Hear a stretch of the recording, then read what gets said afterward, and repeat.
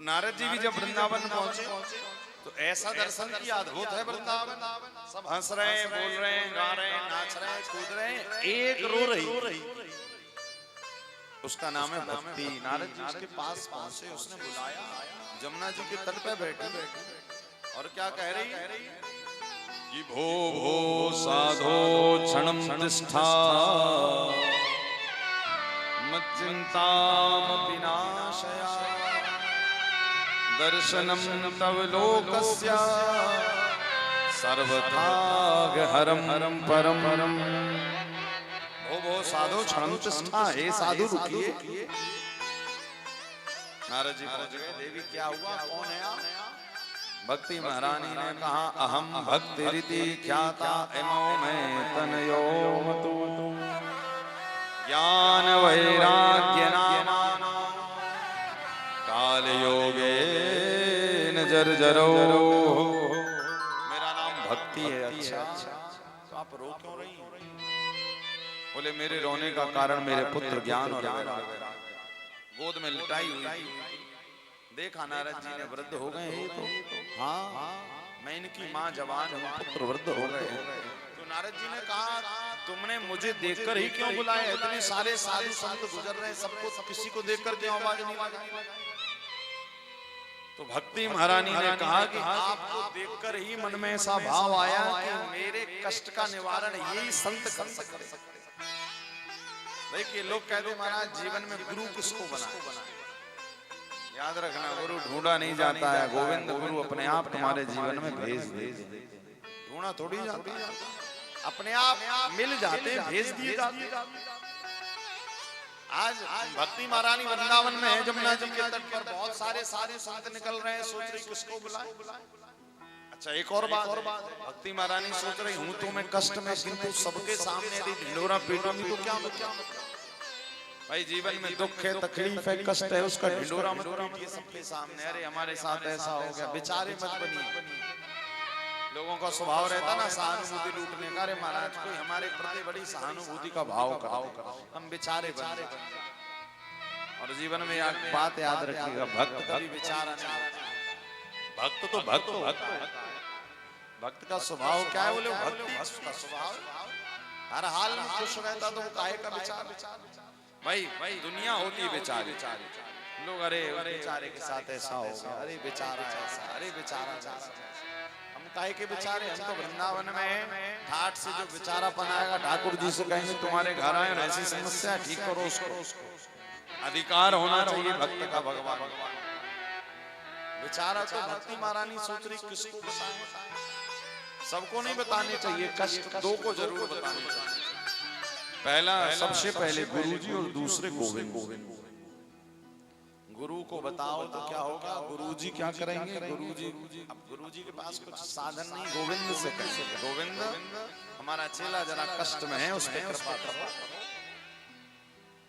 तो गोविंद कहेंगे अच्छा आप इसकी प्रार्थना हाँ हम लेकर आए, अपने लिए नहीं मांग रहे। आज इतना भजन किया, पूजन किया, जब तब किया, तुम्हारा जो भी उसका पुण्य फल मिले, हमें ना दो, हमारे चेले को दे दो, उसका कष्ट दूर हो जाए।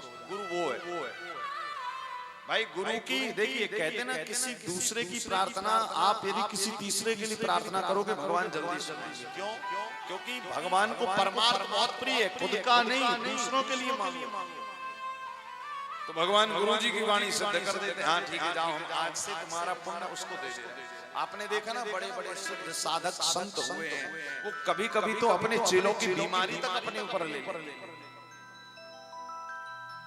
जबलपुर मध्य प्रदेश सिहोरा के पास भरभरा आश्रम सरकार, भरभरा सरकार आप लोगों ने सुना हो, जबलपुर वालों ने कभी गए हो, हमने तो कई बार दर्शन किए उनके। तो वो हनुमान जी महाराज का रूप कहे जाते। तो पूज्य महाराज श्री एक बार जबलपुर में सिटी हॉस्पिटल में एडमिट हुए। उनका हार्ट में कुछ ऑपरेशन ही हुआ था, बाईपास हुआ। तो अब संत तो संत है, डॉक्टर के पास गए, उसने किया ठीक होकर वापस आ गए। तो एक बार उन्होंने हमें बुलाया, उनकी कथा करने छिंदवाड़ा गए। तो उस समय पर महाराज जी के साथ आधा 1 घंटे का सत्संग हुआ। हमने कहा गुरु जी और तो सब ठीक है, आप सिद्ध कोटि के साधक हैं, हनुमान जी का अवतार हैं, वैसे रूप स्वरूप वैसा है। तो हमने कहा फिर ये आपको हार्ट में क्यों हो गया? उन्होंने कहा बच्चा ये हमारा खुद का थोड़ी है। तो हमने कहा फिर किसका है? बोले हमारे भक्त हैं एक रायपुर। अच्छा तो बोले रायपुर में भक्त हैं, बहुत बड़ा स्टील प्लांट है और अभी वो परिवार के मुखिया हैं और डॉक्टरों ने उनको बता दिया था कि इनका हार्ट 2-5 साल चलेगा। परिवार वाले रोते हुए हमारे पास आए। अब संत का हृदय देखिए, संत हृदय नवनीत समाना। संत का हृदय तो मक्खन के जैसा है।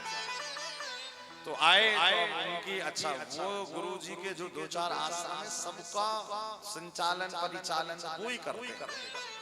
सेठ जी आए, बोले गुरुजी ऐसी बात है, डॉक्टरों ने कहा ज्यादा दिन चल नहीं पाएंगे हम, अब आप बताइए हम क्या करें? परिवार अभी है, फैक्ट्री है, आश्रमों की जिम्मेदारी है। तो अब पूज्य महाराज श्री कुछ देर तक चिंतन में रहे। उन्होंने 10-15 मिनट बाद तू चिंता मत कर, तुझे कुछ नहीं कहा। डॉक्टर ने तो कहा चला जाऊंगा। बोले डॉक्टरों की छोड़, मैं गारंटी ले रहा हूँ तुझे कुछ नहीं। अब तो चेला, जब गुरु मेहरबान तो चेला पहला। अब चेला रहा था, उसको कहा कुछ हो गई नहीं, काम में लग गया। 1 साल बाद गुरुजी को बीमारी डायग्नोज हो गई। गुरुजी जब गए किसी से वो तो सत्संग निकला तो उन्होंने चर्चा की। हमने कहा बताइए, तो उन्होंने बताया कि सेठ जी बीमारी हमने दान में ले ली। बोले हमारे हनुमान जी महाराज ने कही कि उसके तो प्रारब्ध में कष्ट है, उसका प्रारब्ध का कष्ट तुम बांटोगे? गुरुजी ने कहा बिल्कुल बांट देंगे। तो गुरुजी ने कहा ऑपरेशन चेले का मत करवा, हमारा भले करवा। हमें तो पता है कि हम अभी जल्दी जाएंगे नहीं, हम बचे रहेंगे, हम किंतु ऑपरेशन झेल लेंगे। जितने दिन हो उतने दिन रेस्ट कर लेंगे। तो सेठ जी रेस्ट पे चले गए तो फैक्ट्री में आग। ऐसे एक नहीं हजारों वृंदावन में भी आए हो तो भैया दर्शन करने जाना। प्रातः पूज्य श्री नीब करोरी बाबा दर्शन, आज मंगलवार था नहीं जा पाए, एक आध दिन चले। बड़े शुद्ध कोटि के साधक क्या, वो तो हनुमान जी ही हैं, हनुमान जी ही हैं।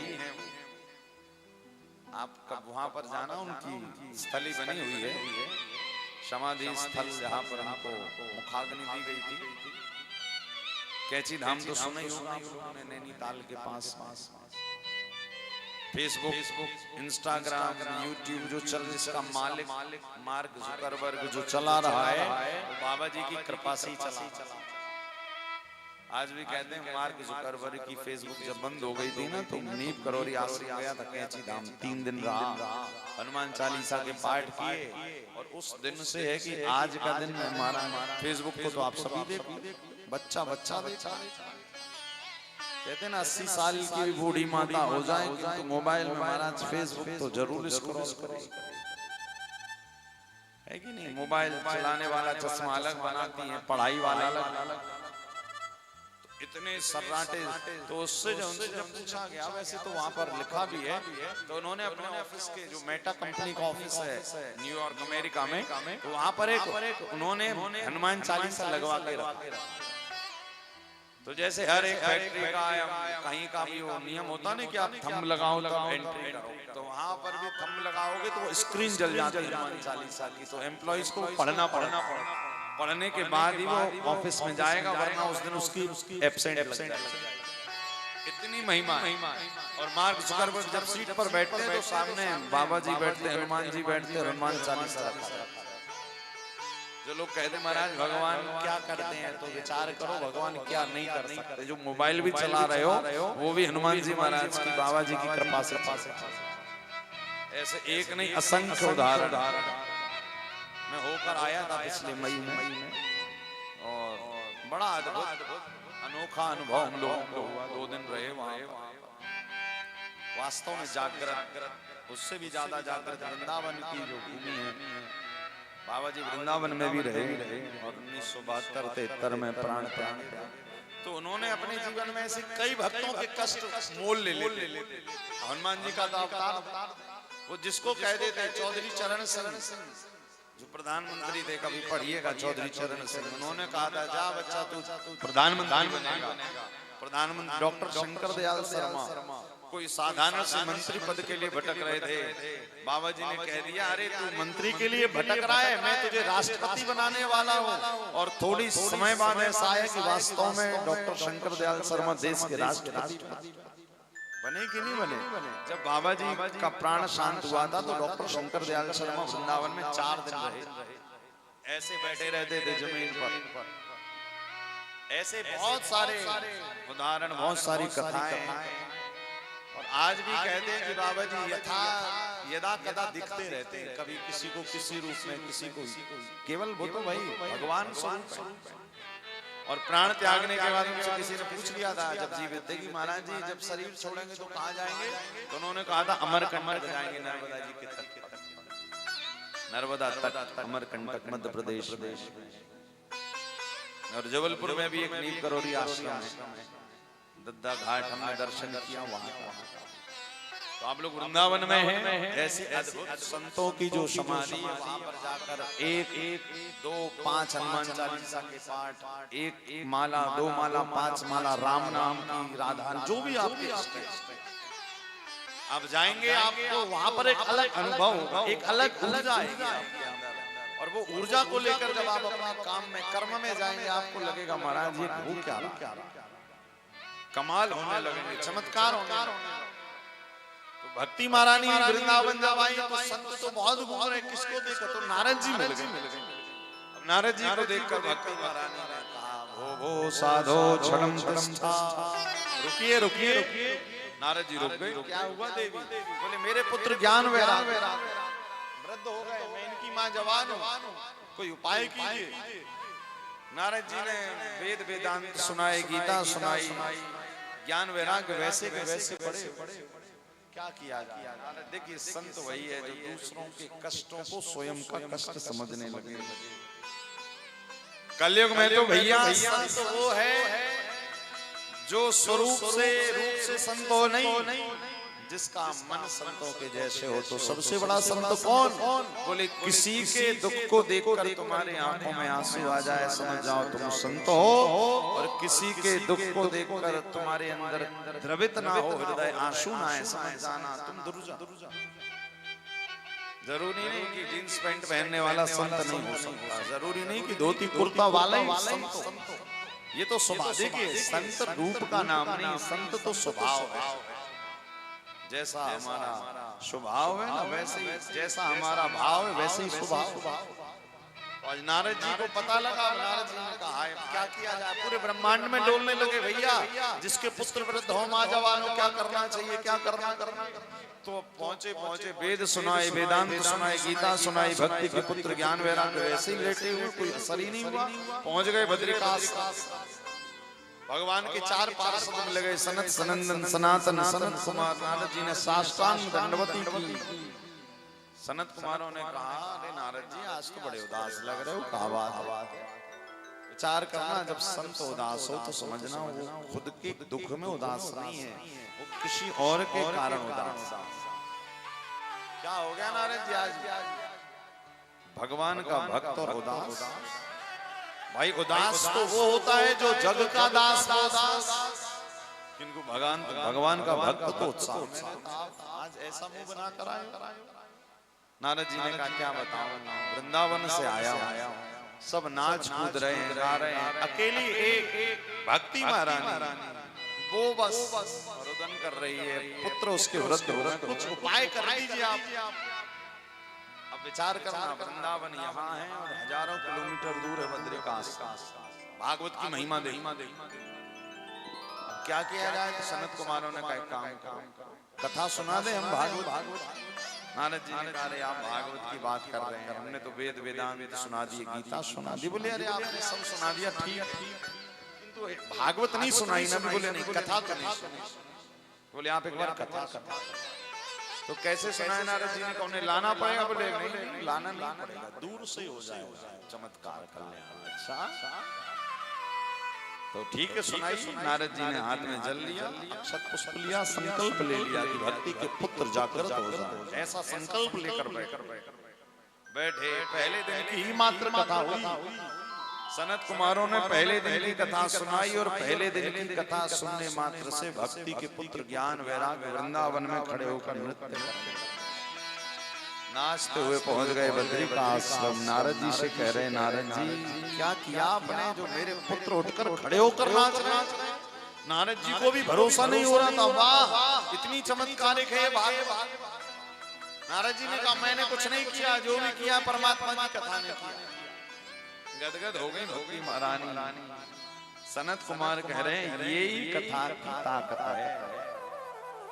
जो न बात देखी थी दुनिया में दिखा डाली, बिगड़ी हुई महफिल में मेरी बात बना डाली। जो बात न देखी थी दुनिया में तूने दिखा डाली। नारद जी कह रहे बिगड़ी हुई महफिल में मेरी बात बना डाली गोविंद। मुझे नहीं पता था कि आपकी कथा ये भी कर सकते।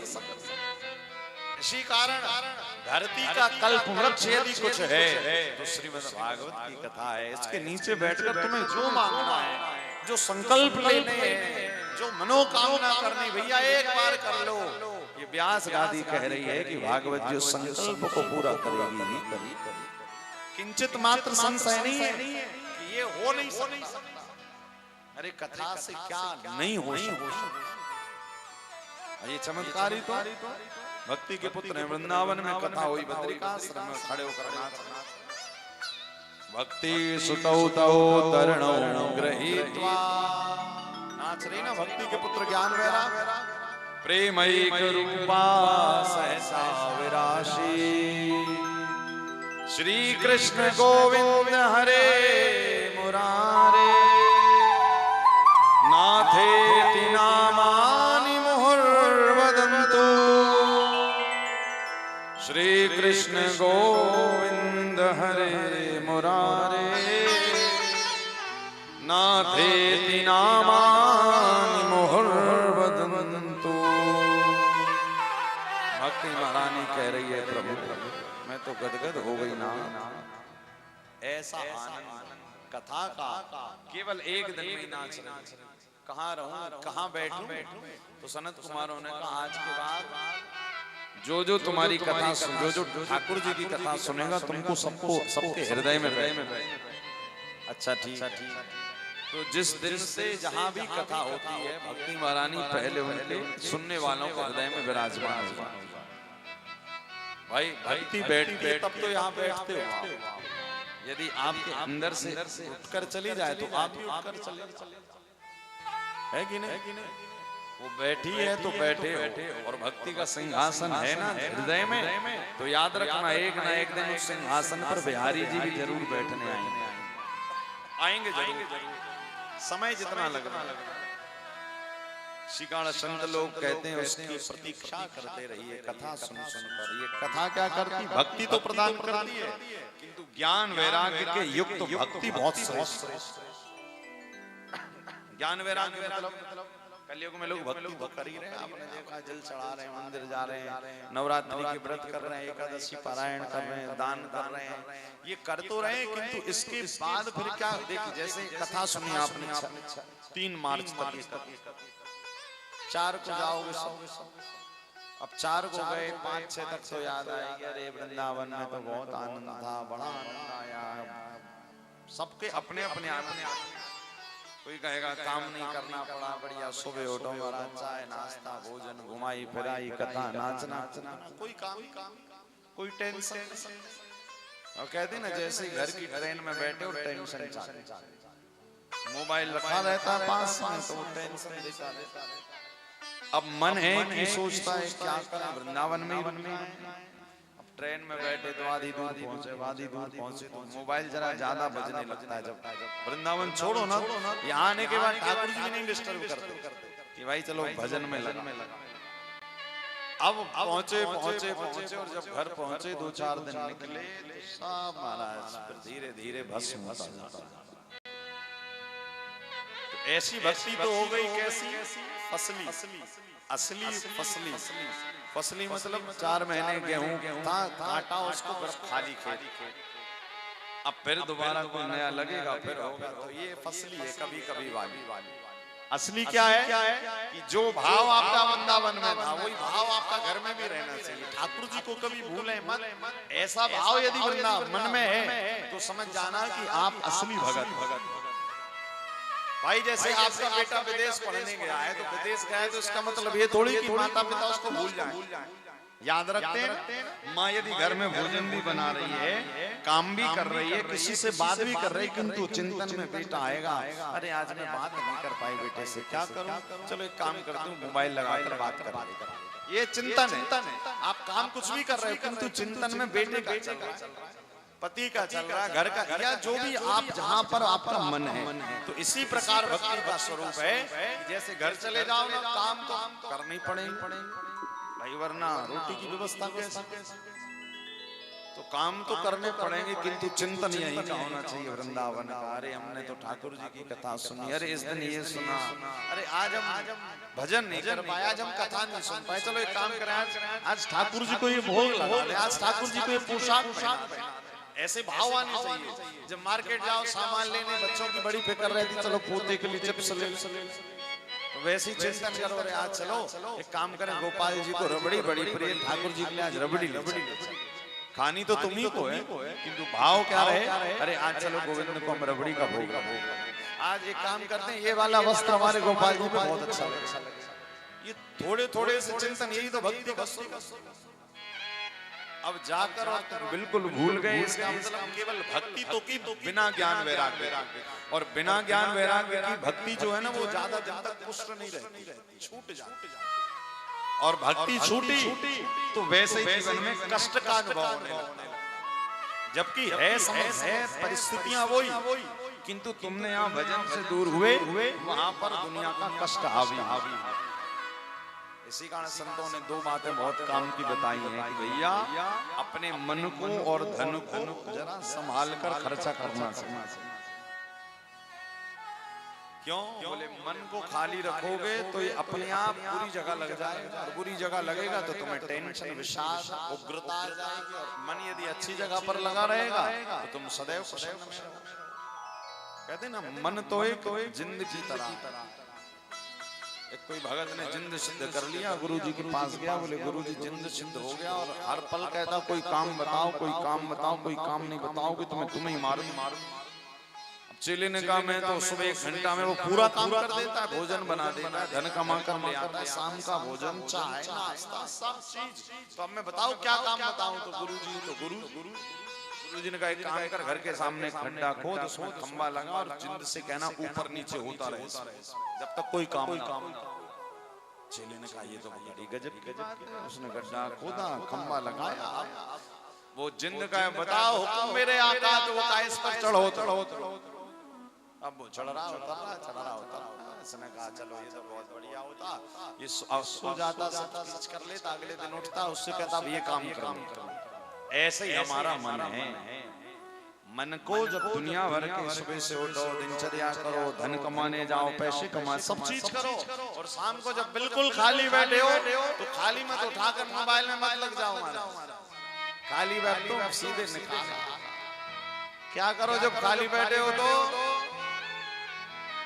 राधा श्री राधा ओ राधा बरसाने वाली राधा ओ राधा श्री राधा बरसाने वाली लाला नंद लाला गोपाला वृंदावन वाले लाला ओ काना नंद लाला वृंदावन वाले लाला नंद लाला गोपाला वृंदावन वाले लाला नंद लाला ओ काना वृंदावन वाले राधा ओ राधा श्री राधा बरसाने वाले राधा ओ राधा श्री राधा बरसाने वाली ओ राधा श्री राधा बरसाने वाली राधा ओ राधा श्री राधा बरसाने वाली राधा और वृंदावन वाले लाला वृंदावन वाले लाला वृंदावन वाले लाला बरसाने वाली राधा बरसाने वाली राधा वृंदावन वाले लाला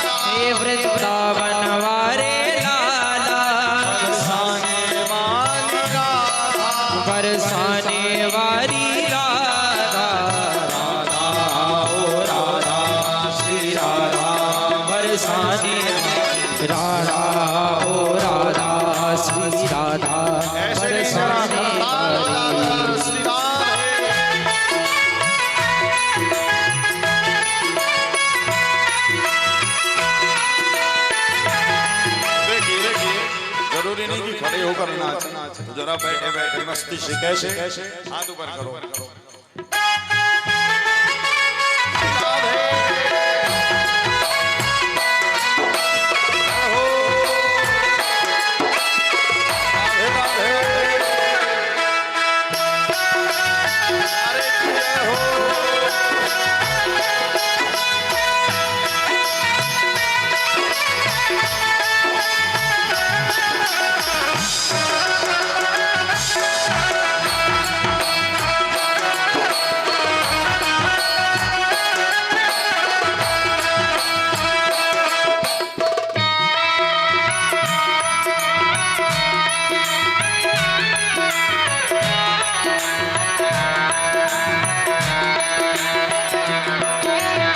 देखिए हमारे वृंदावन में कहते हैं कि वृंदावन आने के बाद ब्रज रज मस्तक पे लगाने के बाद जमुना जल पान करने के बाद हम क्या बन गए ब्रजवासी।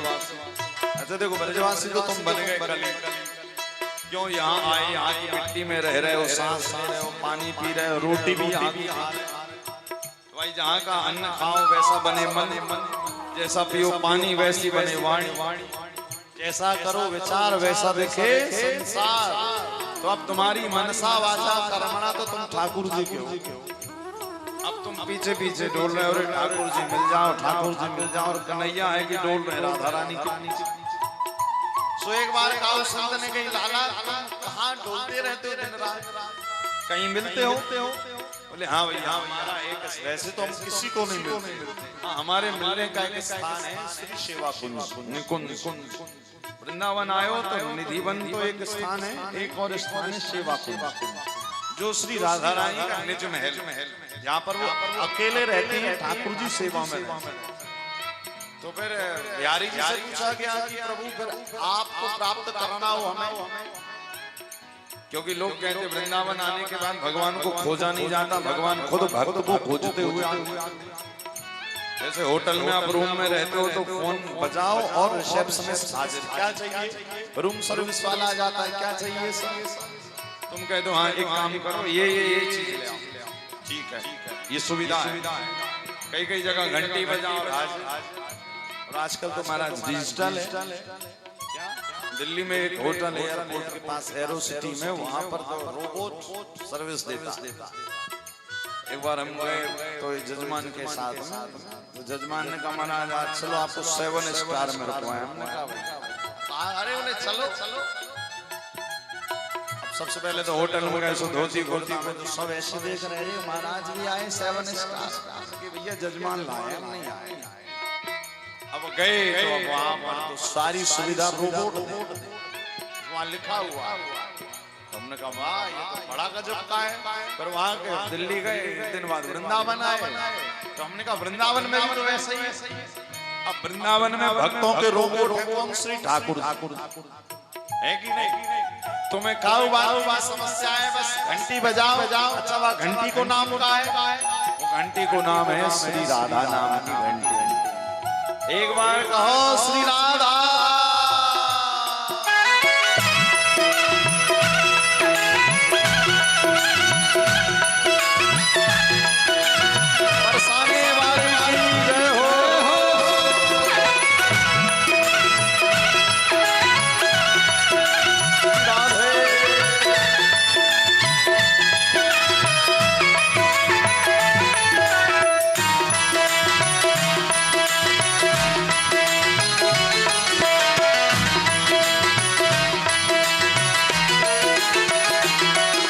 राधा